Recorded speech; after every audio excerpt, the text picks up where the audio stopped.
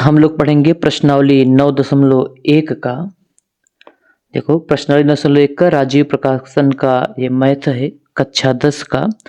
हम लोग question number 3 तक लगा चुके हैं। इस वीडियो में पढ़ेंगे क्वेश्चन नंबर 4, 5, 6 और कितना 7 प्रश्न बताने की कोशिश करेंगे। तो पिछला वीडियो आप जरूर देखिएगा। चलो प्रश्न नंबर हम लोग 4 पहले लगाएंगे। प्रश्न 4 क्या है? एक सीढ़ी किसी दीवार के सहारे इस प्रकार झुकी हुई है कि उसका उन्नयन कोण 60 अंश है। यदि सीढ़ी का निचला सिरा दीवार के पाद से 9.6 मीटर दूर स्थित हो तो सीढ़ी की लंबाई ज्ञात कीजिए। ठीक, क्वेश्चन नंबर 4 लगाते हैं। चलो ये रहा क्वेश्चन नंबर 4, पढ़ते रहिएगा। जो बोला है पहले आप वही करोगे। क्या बोला गया है? एक सीढ़ी है, दीवार के सहारे खड़ी है, तो हमें एक सीढ़ी बना लेना चाहिए। क्या बना लो? एक सीढ़ी। तो चलो सबसे पहले हम लोग एक दीवार बना लेते हैं। लाइन से दर्शा सकते हो, ठीक है। मान लो ये क्या है? एक दीवार है और इसके सहारे क्या लगा है? सीढ़ी। कुछ सीढ़ी इस प्रकार से खड़ा रहेगा, ये रहा। ठीक, चलो ये दीवार है और ये क्या है? सीढ़ी है। चित्र जरूर बनाना है, बिना चित्र बनाए सवाल मत लगाना, ठीक है। देखो और क्या बोला जा रहा है कि उसका उन्नयन कोण 60 अंश है। किसका? सीढ़ी और दीवार का। उन्नयन कोण का मतलब होता है, वैसे डिटेल में बता चुके हैं, वीडियो जरूर देखिएगा, पहला वीडियो इसका। जब हम लोग नीचे से ऊपर देखते हैं तो उन्नयन कोण बनता है, ठीक है। तो इसका उन्नयन कोण जो है कितना है? 60 अंश है। तो चलो इसको मिला दो आधार से, तो ये कितना अंश का होगा? 60 अंश का उन्नयन कोण। तो यहाँ 60 अंश लिख दो। अब इसका नाम रख दो ए, बी और कितना? सी। फिर बोला गया है सीढ़ी का निचला सिरा दीवार के पाद से। ये है सीढ़ी का निचला सिरा, ये है दीवार का पाद मतलब आधार बिंदु जो सबसे नीचे होगा। यहां से यहां तक की दूरी दिया गया है 9.6 मीटर। तो 9.6 मीटर लिख भी दो, 9.6 मीटर। सीढ़ी की लंबाई, देखो सीढ़ी यही तो है। अगर हम लोग बात करें, हम लोगों की जो सीढ़ी है यही है, यही है सीढ़ी। बना भी दो, ऐसे बनाने की जरूरत नहीं थी। ये क्या है? सीढ़ी। ठीक, इसी की लंबाई पूछा गया है ना।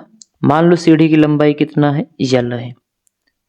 चित्र जरूर बनाओगे, बिना चित्र के सवाल मत लगाया करो, ठीक है। अब देखो इसमें हम लोग क्या कर सकते हैं। देखो 90 अंश, सॉरी, न्यून कोण के सामने की भुजा लंब होता है, 90 अंश के सामने की भुजा कर्ण होता है। जो बचेगा वो क्या होगा? आधार। अगर इस त्रिभुज ए बी सी में, त्रिभुज ए बी सी में देखो हमें कर्ण ज्ञात करना है, आधार दिया है, तो आधार और कर्ण में संबंध रखता है कॉस। अगर इसमें हम लोग क्या लगा दें? कॉस थीटा, थीटा के स्थान पे 60 रख दो। अगर हम लोग इसमें कॉस 60 लगा दें तो कॉस 60 होता है आधार बटे कर्ण। कॉस होता है आधार बटे कर्ण। आधार कितना है? A B. और कर्ण हम लोग कितना माने हैं? यल माने हैं। और यही यल क्या है? सीढ़ी की लंबाई। मानना है तो मान भी सकते हो। कॉस 60 का मान पता होना चाहिए, 1/2 होता है। ए बी का मान दिया गया है प्रश्न में 9.6 मीटर है। यल हमें पता करना है। तिर्यक गुणा कर दोगे, यल एकन्नम यल बराबर 9.6 गुणे कितना? 2। गुणा करोगे 2 छंग 12, 2 9 18, 1 19, एक अंक पे दशमलव है, दशमलव लगाओगे, मात्रक लिखोगे मीटर। तो ये रहा आपका आंसर क्वेश्चन नंबर किसका? 4 का, 19.2 मीटर। ठीक, अगला प्रश्न है क्या? क्वेश्चन नंबर 5 है। एक पतंग की डोर 100 मीटर लंबी है, ध्यान से समझना, तथा यह आसमान में उड़ते समय क्षैतिज तल से 60 अंश का कोण बनाती है। यह मानते हुए कि पतंग की डोर बिल्कुल सीधी तनी हुई है, पतंग की क्षैतिज से ऊंचाई ज्ञात कीजिए। बहुत ही आसान प्रश्न है, तो चलो देखो कैसे हल होगा। सबसे पहले हमें क्या करना चाहिए, एक पतंग बना लेना चाहिए। क्या बना लेना चाहिए? पतंग बनाने की जरूरत नहीं है। जैसे मान लो ये क्या है, पतंग है, एक बिंदु के आकार का पतंग मान सकते हो। ठीक, मान लो ये क्या है, पतंग है। ठीक, अब इसको जिस डोर से बांधे हो, जो जिस डोर से बांधे हो उसकी लंबाई दिया गया है, कितना दिया गया है, 100 मीटर ना। जो डोर से बांधे हो इसकी लंबाई कितना दिया गया है, 100 मीटर। भाई पतंग एकदम ऐसे सीधा उड़ता नहीं है, जब भी उड़ेगा तो ऐसे हो जाता है, अगर उड़ाए होगे पता होगा। ठीक है, धागे की लंबाई कुछ ऐसे ही जाएगी, इतना पता होना चाहिए। नहीं पता है, पतंग उड़ा के चेक करो, सब पता चल जाएगा, इतना पता होना चाहिए। चलो भैया, तो इस पतंग को डोर से बांधा गया है, तो डोर से चलो बांध देते हैं इस पतंग को कुछ इस प्रकार से। मान लो ये क्या है, एक डोर है पतंग की। ठीक जी, पतंग की एक डोर है। कितना दिया गया है, 100 मीटर है। कितना दिया गया है, ये 100 मीटर। फिर क्या बोला गया है, देखो, यह आसमान में उड़ते समय 36 तल से 60 अंश का कोण बनाती है। मतलब देखो 36 रेखा खींच लेते हैं, ये रहा, मतलब पृथ्वी से कितने अंश का कोण बनाती है, 60 अंश का। तो 36 तल पहले रेखा खींच लो ऐसे। अब ये 36 तल, ये है हम लोगों की पतंग की डोर, इनके बीच का कोण कितना है, 60 अंश, यही बोला गया है। चलो भैया, फिर क्या बोला जा रहा है, देखो प्रश्न पढ़ो। यह मानते हुए कि पतंग की डोरी बिल्कुल तनी हुई है। तो देखो एकदम बिल्कुल तनी हुई है, मतलब ढीला नहीं है, कुछ ऐसा कुछ नहीं है। ठीक है, एकदम तनी हुई है। चलो फिर पतंग की क्षैतिज से ऊंचाई, देखो ये है क्षैतिज, ऊंचाई मतलब यही तो पूछा जा रहा है, तो क्षैतिज से ऊंचाई पूछा जा रहा है, तो चित्र बना दो, क्षैतिज से ऊंचाई यही होगा इसका, यही हमें पूछ रहा है। 36 से ऊंचाई, मान लो ये क्या है, यच, जो मानो लिख भी दिया करो। जैसे मान लो यहाँ पे माना क्षैतिज ऊंचाई बराबर, नाम रख दो इसका ए बी। अब ये तो समकोण त्रिभुज बन गया है, अब तो सवाल से कोई मतलब नहीं है, चित्र बन गया। तो क्षैतिज ऊंचाई कितना दिया गया है, नहीं पता, ये तो पूछा है। माने हैं BC, मान लो BC बराबर कितना माने हैं, यच। ठीक, AC दिया गया है कितना, लिख दो जो दिया गया है। AC मतलब पतंग की डोरी की लंबाई 100 मीटर। ऐसे आपको एग्जाम में भी लिखना पड़ेगा, पूरा नंबर पाना है तो। कंपटीशन का एग्जाम नहीं दिए हो कि जल्दी से लगा दो, ठीक है ना, इस बात को याद रखना, नंबर काट लिया जाएगा। बाकी लगा तो 1 सेकंड में सकते हो, हमें भी पता है, इस बात को ध्यान रखना ना, नहीं तो नंबर चाहते हो तो पूरा हल करो ऐसे। अब देखो सोचो, आप विचार करो कि हमें यच ज्ञात करना है, और ये अगर देखा जाए तो 90 अंश के सामने की भुजा कर्ण होती है, न्यून कोण के सामने की भुजा लंब होती है। लंब और कर्ण में संबंध कौन रखता है, साइन रखता है। अगर यहाँ से साइन निकाल ले तो हल हो सकता है। ठीक, तो इस त्रिभुज ABC में हम लोग कौन सा अनुपात लगाएंगे, साइन। थीटा दिया है 60 अंश, तो लंब बट्टे कर्ण, लंब कितना है BC, साइन होता है लंब बट्टे कर्ण, पता होगा तभी यहाँ पहुंचे हो। आधार की कर्ण होता है AC मतलब यहाँ पे कर्ण AC ही है, तो AC साइन 60 का मान याद होना चाहिए, √3/2। BC कितना है, H, AC कितना है, 100। ठीक, ये क्वेश्चन नंबर हम लोग 5 लगा रहे हैं, इस बात को ख्याल भी रखना। दिख रहा है कि नहीं, चलो भैया,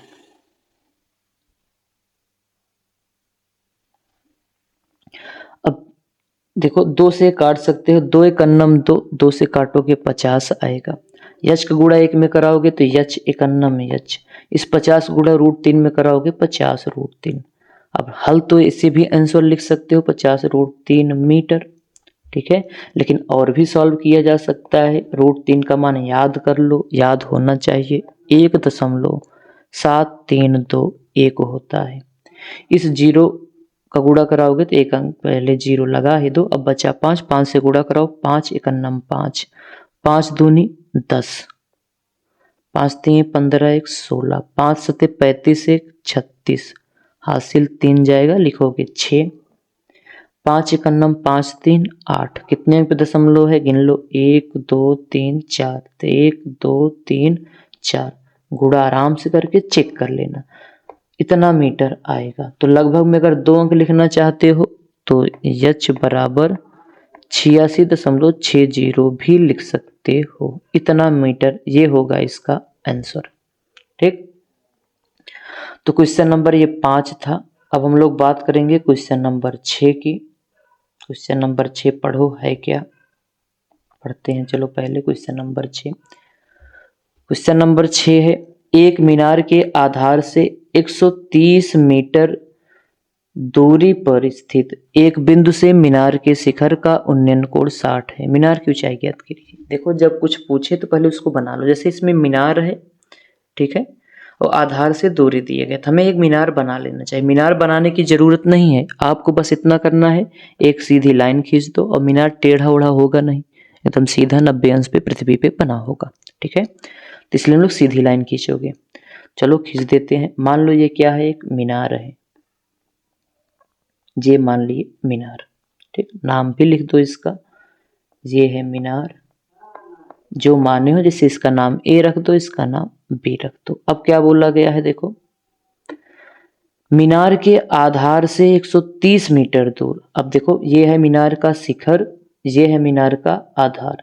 अब इधर भी आप जा सकते थे 130 मीटर, इधर भी, तो कहीं भी 130 चले जाना, कोई दिक्कत नहीं है। जैसे हम लोग मान लो इधर चले जाते हैं, तो कितना मीटर दूर जाना है, 130 मीटर दूर आपको जाना है। तो एक लाइन खींच दो, 130 मीटर की कॉपी तो होगी नहीं, बस उसी के ऊपर लिख दोगे 130, तो मान लिया जाएगा 130 ही गए हो। तो मीनार से कितना, एक बिंदु स्थित है कितनी दूरी पे, 130 मीटर दूरी पर। मान लो एक बिंदु सी है, कितनी मीटर दूरी पर, आधार से 130 मीटर की दूरी पर है। ठीक, अब क्या बोला जा रहा है, उस बिंदु से अगर मीनार का शिखर को देखोगे, उन्नयन कोण का मतलब यही होता है कि नीचे से ऊपर देखोगे। अगर उस बिंदु सी से मीनार के शिखर को देखोगे, तो इसका देखने का मतलब लाइन से मिला दो, समझ लो देख रहे हैं। तो इसका उन्नयन कोण कितना आ रहा है, पहले मिला दो, जितना आ रहा होगा हम लोग लिख देंगे।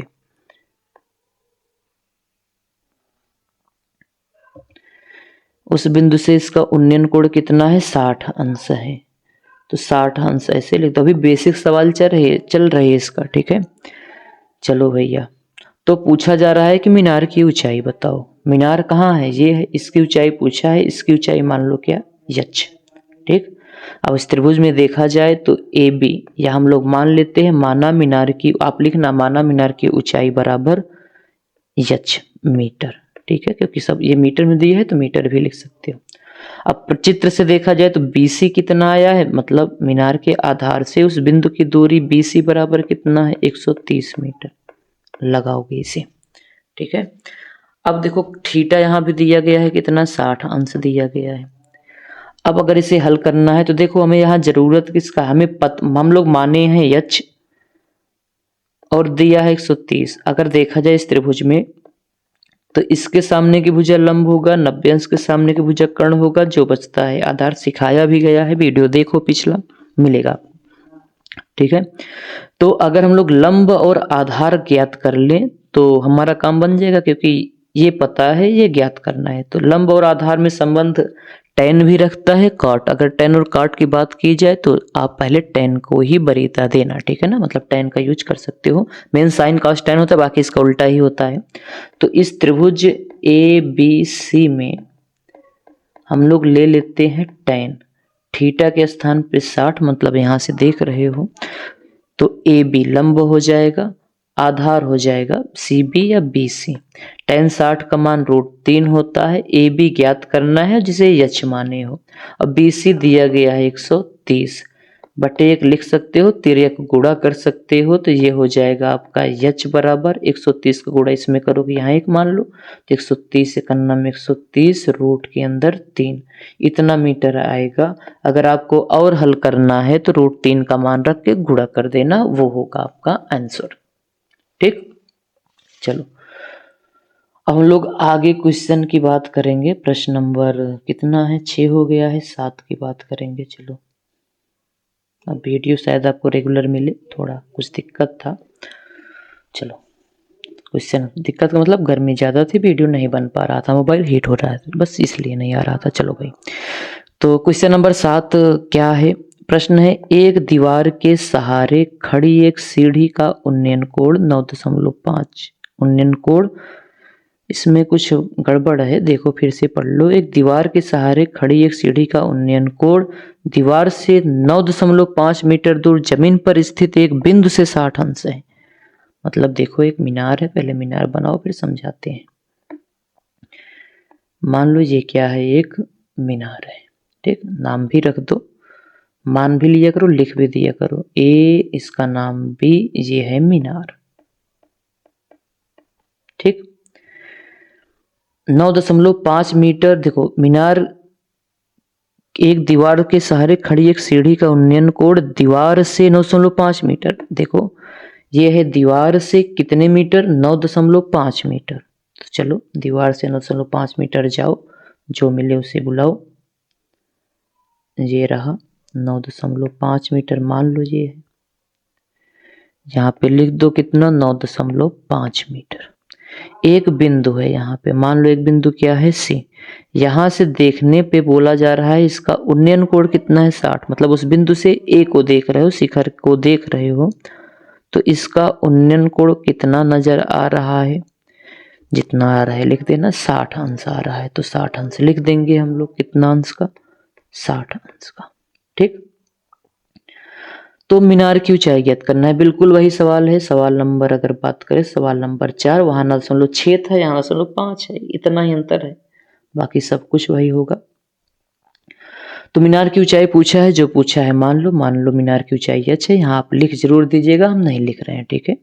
तो त्रिभुज ले लो, त्रिभुज ए बी सी में, अब देखो यहां से ये लंब होगा और ये आधार, लंब और बटे आधार में एक चीज याद रखो, अंतर रहे यहाँ पे। हाँ ठीक है, सेम सवाल है, बस अंतर 9.65 का है। उसमें हमें सीढ़ी की लंबाई पूछा था, इसमें मीनार की ऊंचाई पूछा है ना, यही अंतर था। चलो कोई बात नहीं। तो इसमें लंब और आधार संबंध tan रखता है, tan उठा लो, जो ज्ञात करना है और जो दिया है उसी में संबंध खोजा करो, ठीक। इस यहाँ पे tan 60 लगाने से काम हो जाएगा। लंब कितना है, ए बी, आधार कितना है, सी बी या बी सी। tan 60 का मान √3 होता है, ए बी का मान नहीं पता है, मतलब यच मान्य हो। बी सी कितना है, 9.5 रख के गुणा कर दोगे।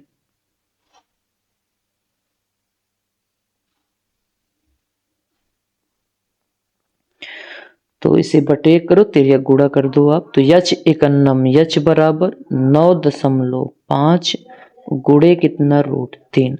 अब चाहे इसी पे आंसर लिखो या मान रख दो, 9.5 गुणे 1.732, एक भी होता है, 2 अंक तक ही लिखो। चलो यच बराबर, गुणा करोगे भाई, गुणा तो करना पड़ेगा, और कैलकुलेटर का यूज मत करना, क्योंकि एग्जाम में जो सहारा नहीं मिलेगा तो उसे अपनाओ भी मत। 5 दूनी 10, 5 तीन 15, 1 16, 5 सत्ते 35, 1 36, गुणा भाग देख लेना। 5 एकन्नम 5 3 8, 9 से गुणा करोगे, 9 दूनी 11, 9 3 27, 1 28, 9 7 63, और 63 2 65 होगा। 9 एकन्नम 9, 9 एकन्नम 9, हासिल कितना था, 6। तो 9 में 6 जोड़ोगे कितना आएगा, 15 आएगा। देख लेना, गुणा भाग सही हुई होना चाहिए। 0 6 1 7 8 6 14, गलत होगा तो आप सही कर लीजिएगा, ठीक है, दोबारा हम नहीं लगाएंगे। हमारा मकसद गुणा सिखाना नहीं है, सवाल लगाना है। 8 4 12, 1 13, 1 14 हो जाएगा।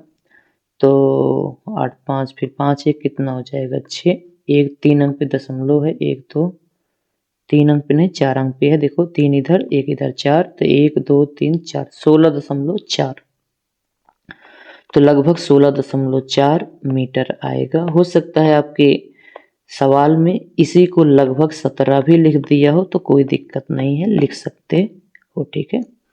इसी को लिखा गया है लगभग में, तो टेंशन मत लेना। अगर 17 लिखा है तो कोई भी दिक्कत नहीं है, गुणा भाग देख लीजिएगा। तो ये प्रश्न नंबर 7 था। प्रश्न नंबर क्या था? 7 था। ठीक है, अब अगले पार्ट से हम लोग बताएंगे प्रश्न नंबर 8 से लेकर, जितना संभव हो पाएगा कोशिश करेंगे। ठीक है, तो मिलेंगे हम लोग नेक्स्ट पार्ट में, तब तक के लिए बाय बाय।